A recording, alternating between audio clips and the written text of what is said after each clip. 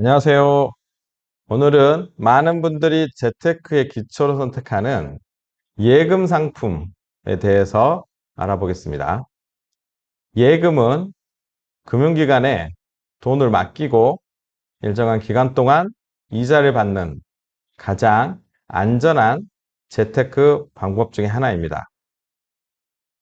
예금 상품은 특히 큰 위험 없이 자산을 불리거나 목돈을 마련하고자 할 때 적합한 금융상품입니다. 예금은 기본적으로 금융기관에 일정 금액을 맡기고 그에 따른 이자를 받는 방식입니다.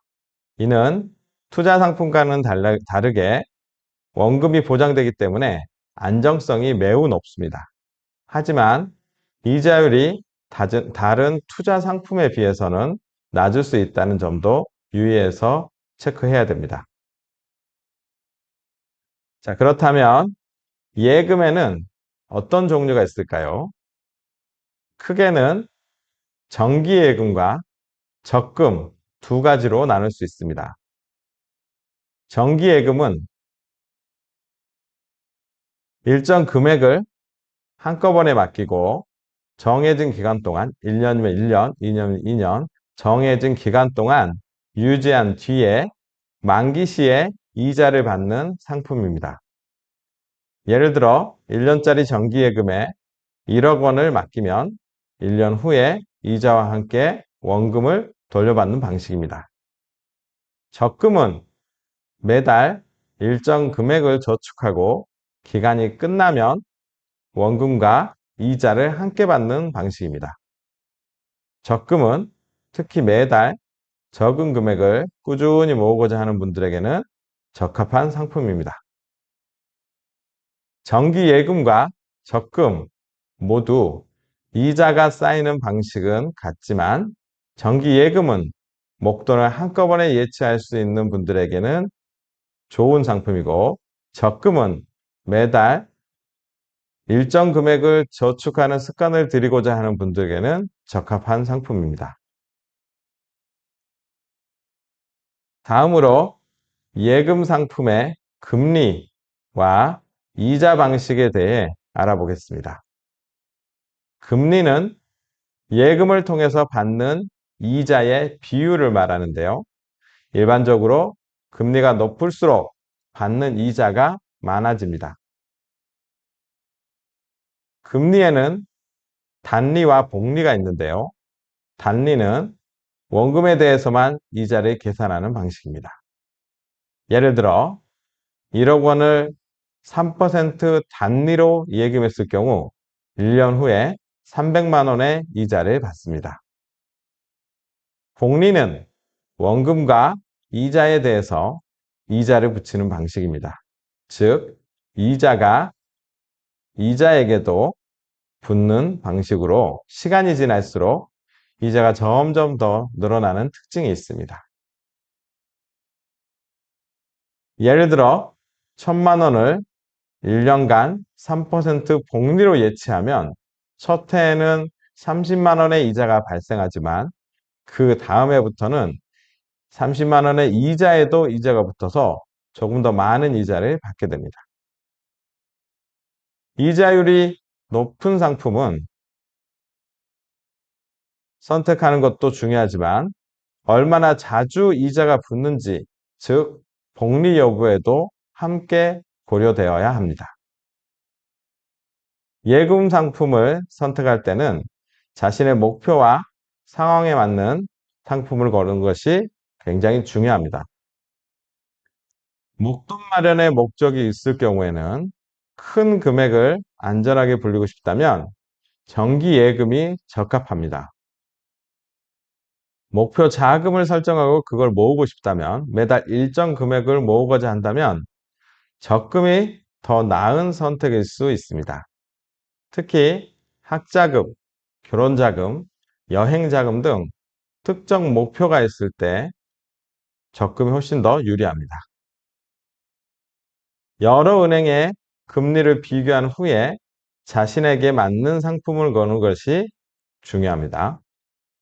인터넷 뱅킹이나 모바일 앱을 통해 손쉽게 금리를 비교할 수 있으니 시간과 노력을 아끼는 것도 좋은 방법입니다. 예금 상품을 선택할 때는 금융 혜택과 세금 문제도 고려해야 될 대상입니다. 예금을 통해 받는 이자는 일정 세율로 과세가 됩니다. 일정 금액 이하의 예금에 대해서는 비과세 혜택을 받을 수 있습니다. 예를 들어 소액 장기적금이나 일부 금융상품은 세금을 면제받을 수 있습니다. 출자금도 역시 소액에 대해서는 세금을 면제받을 수 있습니다. 일반적으로 이자 소득세가 나오게 되어 있는데요. 예금 이자는 15.4%의 세율로 이자 소득세가 과세되며 이를 미리 고려해야 합니다. 이자 소득세를 절감할 수 있는 상품을 선택하거나 장기적으로 투자할 계획이 있는 경우에 비과세 혜택이 있는 상품을 찾는 것도 굉장히 좋은 전략입니다. 안전한 금융거래를 위한 팁과 유의사항에 대해서 말씀드리겠습니다. 예금 상품을 선택할 때는 몇 가지 유의사항도 반드시 기억해둬야 합니다. 먼저 예금을 맡길 금융기관이 신뢰할 수 있는지 확인하는 것이 중요합니다. 특히 새로 생긴 인터넷은행이나 신용협동조합 등을 이용할 때는 더욱 신중하게 선택해야 됩니다. 두 번째, 예금자 보호법에 의해서 예금이 보호받는지를 확인해야 됩니다. 대부분의 예금 상품은 예금자 보호법에 의해서 보호되며 국내의 경우 5천만 원 이하의 예금은 만약의 경우 은행이 파산하더라도 보호받을 수 있습니다. 보호 한도를 넘어서는 금액을 예치할 때는 분산 투자나 여러 은행에 분산 투자하거나 은행의 한도, 보호받는 예금의 한도를 확인해서 은행을 선택하는 것이 좋습니다. 자, 이제 예금 상품에 대해서 몇 가지 알아봤는데요. 일반적으로 사람들이 궁금해하는 예금 상품에 대한 질문 몇 가지로 추가적인 의문사항을 해소해 보도록 하겠습니다. 일반적으로 예금 상품에 대한 금리가 어떻게 정해지는지에 대해서 질문들이 많은데요. 금리는 금융시장의 상황, 은행의 정책에 따라서 달라질 수 있습니다. 경기 상황이나 중앙은행의 기준금리 인하, 인상에 따라서 이런 것들을 금리 시장의 상황이라고 하는데 변동될 수 있는 게 예금의 금리입니다. 또는 은행의 정책에 따라서 자금 유치 정책이나 특별 프로젝트에 의해서 특별 이자를 주는 경우도 있습니다. 장기적으로 적금을 가입할 때 유리한 조건이 무엇이 있을지에 대해서 질문들이 많은데요. 장기로 적금을 고려할 때는 금리가 어떻게 변할지, 그리고 복리의 효과가 있는지를 최대한 확인하고 이를 활용할 수 있는 상품인지를 체크하는 것이 중요합니다. 적금과 정기예금 중에 어느 쪽이 더 유리한지는 정기예금은 목돈이 많이 있을 때 많은 이자를 정확하게 정해진 대로 받을 수 있기 때문에 많은 돈이 있을 때는 유리하고요. 적금은 어떤 목표치를 두고 많은 돈은 없지만 꾸준히 저축을 할 수 있을 때 이때 적금이 더 유리하다고 볼 수 있겠습니다. 오늘은 예금 상품에 대해서 확인을 해봤는데요.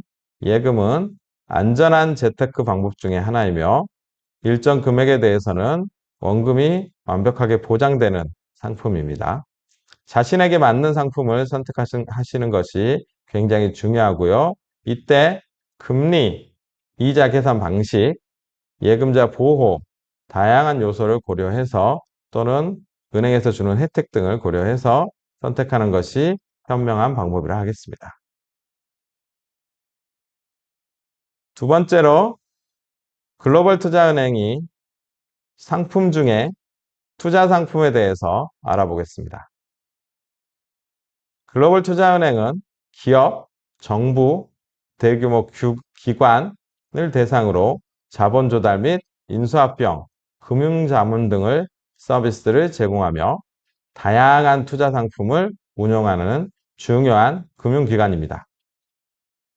투자은행은 상업은행과 달리 개인보다는 기관 투자자나 고액 자산가를 주요 고객으로 하고 금융시장의 다양한 상품을 통해서 자산을 증대시키는 데 주력합니다. 그럼 이제 투자은행의 주요 역할과 투자 상품에 대해서 자세히 알아보도록 하겠습니다. 투자은행에서 제공하는 주요 투자 상품으로는 다양한 상품이 있을 수 있는데요. 그 중에 가장 대표적인 상품들을 위주로 알아보도록 하겠습니다. 첫 번째, 투자은행은 주식시장에서 고객이 주식을 사고 팔 수 있도록 중개 역할을 합니다. 이를 통해서 고객들은 상장기업에 대한 지분을 소유하고 배당금을 받거나 주식 가치 상승을 통해 수익을 얻습니다. 채권 시장은 정부나 대기업이나 중견기업들이 자본을 조달하기 위해서 발행하는 것으로 일정 기간 동안 고정된 이자를 지급합니다. 이는 예금과 비슷한 역할을 하게 되어 있습니다. 투자은행은 이러한 채권을 발행하고 중개하며 안정적인 수익을 원하는 고객들에게 적합한 상품입니다. 마지막으로 파생 상품이 있습니다. 선물이나 옵션이나 수합 등의 파생 상품은 기초 자산의 가격 변동을 예측해 그 수익을 얻어내는 상품입니다. 투자은행은 리스크를 관리하거나 수익을 극대화하려는 고객을 대상으로 파생 상품을 제공하며 고위험임과 동시에 고수익을 내는 상품으로 분류가 됩니다. 펀드 상품을 빼먹었는데요. 투자은행은 다양한 자산에 대해서 농산물, 자원, 금, 이런 주식, 여러 가지 유연 상품에 대한 파생 상품에 대한 파생 상품 등에 대해서 여러 가지 자산에 대해서 분산 투자를 하는 펀드를 운영하고 있습니다. 헤지펀드나 사모펀드, 상장지수펀드나 등이 있으며 이를 통해서 고객은 하나의 상품에 투자하면서도 여러 자산에 대해 분산 투자 효과를 얻을 수가 있습니다. M&A나 사모펀드 관련해서 투자은행은 인수합병 및 사모투자 시장에서도 활발하게 활동을 하고 있습니다. 특히 대기업의 M&A나 신규 기업의 인수 시에 금융자문 및 자금 조달 방법 등을 통해서 높은 수익을 얻을 수 있는 투자 기회를 투자자들에게 제공합니다. 투자은행에서는 투자 상품 중에서도 요즘 이제 많이 인기를 끌고 있는 신기술 쪽 암호화폐, 블록체인 코인과 같은 상품도 많은 인기를 끌고 있습니다. 최근 몇 년간 급속히 성장하고 있습니다. 투자은행들은 암호화폐 수입 잠재력과 블록체인 기술의 성장성을 인식하여 다양한 암호화폐 관련 투자 상품도 제공하고 있습니다. 각 투자 상품은 위험성, 리스크와 수익률, 이익률이 많이 다르기 때문에 고객의 투자 성향에 맞춰서 다양한 상품을 제안할 것이며 이제 이러한 상품들을 수익률과 리스크에 대해서 몇 가지 알아보도록 하겠습니다. 투자은행에서 제공하는 상품의 수익률과 리스크, 위험률은 매우 다양합니다. 그럼 각 상품별로 수익률과 리스크는 어떻게 분석할 수 있는지에 대해 살펴보겠습니다. 먼저 주식은 단기적 가격 변동성이 크고 장기적으로는 높은 수익을 기대할 수 있습니다. 그러나 이제 시장의 상황에 따라서는 큰 손실을 입을 위험성도 있는 것이 주식 상품입니다. 채권은 주식에 비해서 안정적으로 안정적이라고 얘기하고 수 있습니다. 이자율 변동률에 따라서 채권 가격이 변동될 수 있으며 특히 금리가 오를 때는 기존 채권의 가치가 하락한다는 리스크를 안고 있습니다. 파생상품은 주식이나 채권보다 훨씬 더 높은 위험성, 리스크를 가지고 있습니다. 그러나 시장 변동성을 잘 활용한다면 단기간에도 매우 높은 수익률을 얻을 수 있는 기회가 있습니다. 펀드는 다양한 자산에 분산 투자하기 때문에 개별 주식이나 개별 채권보다는 리스크가 매우 낮습니다. 하지만 펀드 자체의 운영 성과에 따라서 수익률이 결정되므로 안정적인 수익은 보장하지는 않습니다. 사모투자와 M&A는 고위험이 있는 고수익의 투자 방식입니다.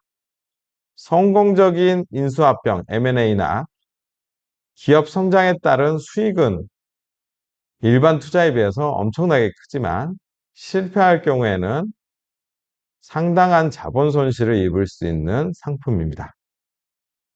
결론적으로 투자 상품의 선택은 수익률뿐만 아니라 위험 관리가 매우 중요합니다. 고객의 리스크 허용 범위에 맞는 상품을 선택하는 것이 성공적인 투자를 이루는 전략입니다. 자, 투자은행은 다양한 고객들에게 맞춤형 서비스를 제공한다고 말씀드렸습니다. 고객의 성격과 자산의 크기나 규모, 자산의 성격에 따라서 제공되는 상품과 서비스가 달라집니다. 먼저 투자자에는 기간 투자자라는 파트가 있습니다. 연기금이나 보험사, 펀드 매니저 등 대규모 자산을 운영하는 기간 투자자들은 주식, 채권, 파생상품을 통해서 자산을 분산시키고 위험을 관리합니다. 투자은행은 이러한 기관들의 맞춤형 리스크를 관리하는 솔루션과 대규모 거래를 진행하는 거래를 중개합니다.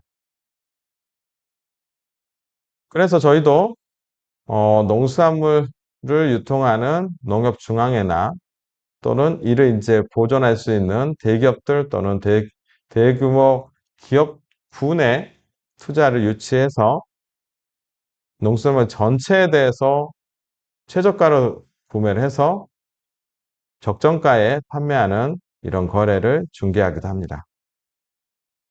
고액자산가를 그 투자자군으로 또 나누기도 합니다. 일반적으로 고액자산가들은 일반 기관보다도 더 큰 금액을 갖고 있는 경우도 많이 있습니다. 고액자산가들은 자기의 자산을 다양한 분야로 다각화해서 수익을 내고 싶어 하는 욕구가 크기 때문에 투자은행은 이들에게 사모펀드나 헤지펀드, 부동산 투자 등의 고수익 상품, 빌딩 투자 이런 것들을 제공하거나 제한하기도 합니다. 저는 이제 해외 정부들과도 거래를 많이 하게 돼 있는데요. 기업이나 정부는 자본 조달이나 인수합병, 리스크 해지 등의 목적으로 투자은행을 이용하기도 합니다. 투자은행은 대규모 프로젝트에 자금을 지원하고 경영 전략 등을 수립하는 일을 돕습니다. 예를 들어 바누아투에 한국형 스마트 시티를 짓는 일에는 투자은행이 참여를 해서 일반적으로 기업들의 진출뿐만 아니라 기관들의 그 금액 운용 그리고 정부와 정부 부처들 간의 자금 운용에 대한 컨설팅이나 경영 전략 수립에도 참여하여 수익을 낼 수 있는 일에 큰 도움을 주기도 합니다. 자, 이제 고객마다 투자 목적과 리스크의 허용 범위가 완전히 다르므로 이 투자은행의 입장에서는 각 고객의 요구에 맞는 맞춤형 금융 솔루션을 제공하는 것이 필수적이라고 하겠습니다. 투자은행에서는 다양한 투자 상품을 제공하게 되어 있는데요. 이런 상품들을 선택할 때는 몇 가지 중요한 기준과 전략을 함께 인지할 수 있도록 제공해 드립니다. 제일 먼저 가장 중요한 것이 어떤 투자자이건 투자 목적이 중요합니다. 목표 설정이 굉장히 중요합니다. 투자 목적이 단기적인 수익이냐 아니면 장기적으로 자산을 증식하는 것인가에 따라서 상품의 선택이 달라질 수 있습니다. 고객이 이제 감수할 수 있는 위험도, 리스크 범위를 명확하게 해야 됩니다. 이에 따라서 위험도가 높지만 고수익인 상품이 있고 위험도는 낮지만 수익이 낮은 상품이 있고 이런 목표에 따라서 이 위험도도 감안을 해서 수익을 극대화할 수 있는 적합한 상품을 선택해야 합니다. 그리고 글로벌 은행, 그러니까 글로벌 시장에서 활동하는 투자은행이다 보니까 해당 시장 상황을 분석하는 것이 가장 중요합니다. 글로벌 경제 상황이나 러시아의 전쟁 상황, 그리고 이스라엘의 전쟁이 일어나는 이런 중동의 전쟁 상황들, 이런 글로벌 경쟁 상황, 경제 상황이나 금리의 변동 상황, 그리고 투자에 참여하거나 투자의 대상이 되는 기업의 실적 등을 분석하여서 투자 타이밍을 잡는 것이 굉장히 중요한 전략 중에 하나라고 하겠습니다. 올바른 투자 전략을 세우기 위해서는 철저한 시장 분석과 리스크, 위험에 관한 관리가 필수적으로 중요합니다. 글로벌 경제와 투자은행의 전략에는 아주 밀접한 연관관계가 있습니다. 경제 상황이 변함에 따라서 투자은행은 상품과 서비스도 변동하게 됩니다. 금리가 상승하면 채권 가격이 하락하고 반대로 금리가 하락하면 주식시장에 긍정적인 영향을 미칠 수 있습니다. 투자은행은 이러한 금리 변동에 맞춰 고객에게 적합한 상품을 추천하고 있습니다.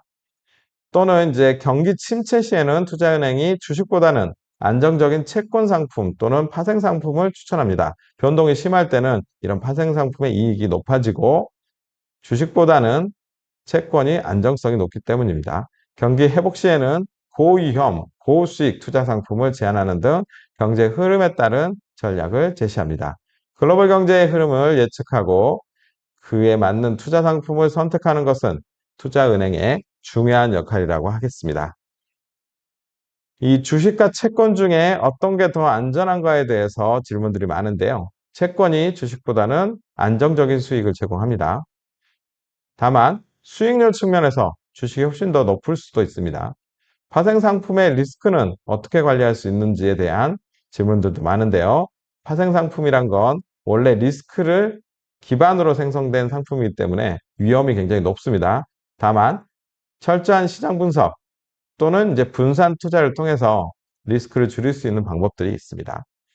펀드 상품에 대해서는 펀드 투자에 대해서는 어떻게 관리가 되는지에 대한 궁금증이 많은데요. 펀드는 전문 펀드 매니저와 AI 전문가 시스템을 운영해서 다양한 자산에 투자하고 있으며 이 리스크에 대한 관리도 이제는 기술력을 통해서 분산시켜서 수익을 극대화할 수 있습니다.